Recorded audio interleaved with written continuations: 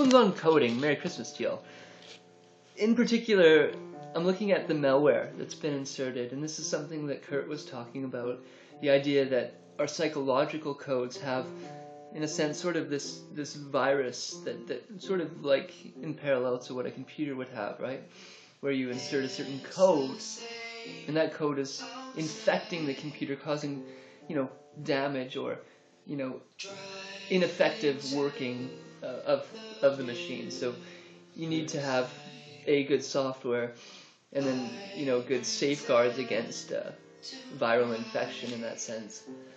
And similarly, in your own brain, the kinds of mental codes that we pick up, some of them are programmed into us because people benefit greatly from them, right?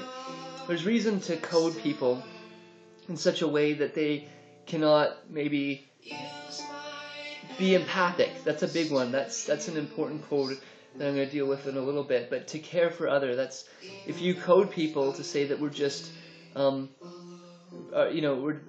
we are fundamentally just frisky dirt, and there is only this deterministic system at play, and everything's fight or flight, then there's no real care injected into it. There's no real code for care. And this, people like Descartes, who I think was a brilliant thinker, kind of laid the groundwork for a relatively deterministic path, but he himself even believed in something higher, something greater, a higher entity.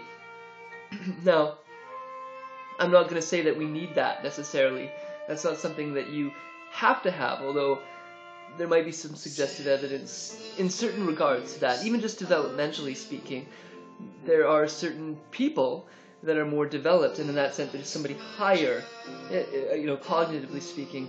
And it's a humbling experience to believe that there's something, some way of thinking, for example, that's greater than your way of thinking, because that means that you can grow into that. It means there's a place for you to go. The code that says that things are just deterministic, that is to say there's no real novelty, there's no real freedom, and there's no real care, because that follows. Care itself requires a subject. It requires the idea that there is a subjective will that allows you to be a moral agent, because without it, although you can be humanistic in the sense that it's all deterministic, and even though I'm going to act in a certain way, and that's predetermined from the Big Bang, that action is itself non-consequential. Or rather, absolutely consequential, and there is no real novelty or inspiration that you are enacting to create that. It's all just frisky dirt. And that takes out sort of the juice of what you're doing. It gives you less reason to enact that kind of moral framework. And I actually think I think that this code is more true, and that's why it ought to be reinserted. It's not just that it's going to make a healthier relationship between people if it's coded into them, but it's also more true, and that's important. Having a greater level of truthful code allows you to enact even more codes more quickly, because it's like, laying good nutrients into soil. If there's good nutrients in the soil, things are going to sprout. If it's lacking nutrients, there's less likelihood that there's going to be much that's going to sprout from it. And so this freedom determinism dichotomy is essential to this, that we have been primarily, the academic world has been primarily shaped, especially in the last 50 years or so, with deterministic sort of coding, the idea that there is no real freedom in reality, and therefore all things are just that consequentially arising from other consequences, and that you are just a machine part within that whole consequential system. Here I'm saying there's sort of a paradox going on, that although of course, my body structure is very much shaped by these causally determined things, but it's also shaped by my will. I'm choosing to eat the kinds of food that I eat. I'm choosing to care about others the way I care, and I'm choosing to try to make more sophisticated ways of thinking the way I'm trying to make. And that arises in certain regards out of the actual physiological structures that I have. And I've talked about this at length before, the idea that, it's kind of arbitrary, but it's not at the same time. The reptilian brainstem, the limbic system, and the neocortex sort of are expressions of those three primary faculties. The kind of reptilian brainstem seems to be that up into that, the development, I would say all of the universe, at least in the evolutionary strain that our planet has been on, in other words, where life has arisen on this planet, up into reptiles approximately, the primary drive was sort of that fight or flight, that sort of, out for myself. But it does carry with it sort of a radical freedom in the sense that that's all it's about. It's about I in the development of that I sense, but it lacks any sort of real morality. A lot of early animals seem to be moralless. They don't, and I'm not saying mentally moralful, but caring, like love or care for others, whereas in the higher mammals you start to see real care that seems to be lasting, and that seems to come online physiologically with the limbic system. So there seems to be a parallel there, I would say, between what the limbic system allows to do and the interiority that's expressed through it. And then with the neocortex, we have this ability to self-reflect, to make historical archaeology. And that's more of an I focus again, but it's an I focus now within the context of this body mind. I can understand myself and do objective science from that place. Where we're going, I think, is to re-establish a systemic science that re-injects sort of a heart for others, where we kind of maintain our individual autonomy, but allow ourselves to enact these different scientific principles, if you want to call it that, in a more communal way, in a way that honors and reintegrates artistically the I expression, the caring we expression, and the scientific principle. It's integral in that sense. The whole process here is one of integration, but switching back on the I sense primarily at the start of this.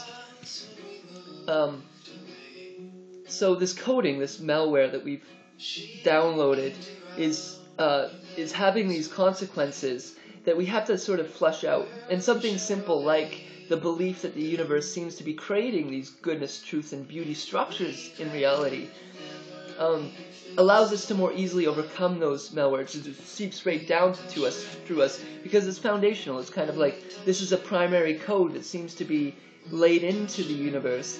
And by understanding that and seeing how it sort of plays out in the world, it rewires you in a certain way. Maybe, it's not necessarily going to make you more wealthy in this context, because it's probably going to make you less so in a certain regard, because that's the coding that's primarily within the deterministic structure, is to compete against others. It's determinism flipped on its head for itself. That's why you see presently the highest levels of narcissism in our age group ever. It's because we've taken that deterministic code and said that, okay, everything's determinate, so nothing matters, so therefore the only thing that's going to drive me is myself and my motivations. It's strangely, paradoxically, it works. But it works in a way that's destructive. It's totally destroying all the systems that have went before. Flipping it and taking out that malware allows you to be like, okay, there's this whole sophisticated range of development that we're going through moment to moment, and we can enact newness. That's where novelty comes in. There's a sense of I in it that says, okay, I can create new patterns, new ways of thinking that stack on the other patterns, and I was calling that sort of fractal stacking. There's these codes, and they kind of fractally stack on top of each other. We're at a pretty high level code, but our coding is it's tangled, it's messed up, and in psychology you say it's pathological. There's a again, that malware that's consequentially rippling all the way down through our codes. So by aligning the codes more healthily, it allows you to create more novelty, because it's, as I said, sort of like that soil that allows new things to grow out of it more easily. And more importantly, it eliminates that nihilism. There's a re-establishment of purpose in life. That we sense where you and I understand each other, and through that understanding, we are creating newness. I can't do it myself. It has to be with you. It has to be with others. And when we come at things together and we're creating things with new novel ways of looking at reality, then together we're enacting newness. It's not just me, although there are people that are more insightful in that regard, more artistic. They are the artists. They are the ones that lay the framework. And the artists are the ones that tend to have a more established eye sense. They can go into themselves, see patterns, see visions, and then place that out there. Whereas the more scientific-minded people tend to look more outward at reality, and then they dream it into reality. So it's kind of flipped in a certain regard. But to lay what's next, we have to first, I believe, go back into our old coding and rewire it to make it ready, to make it strong enough to hold the next system of coding.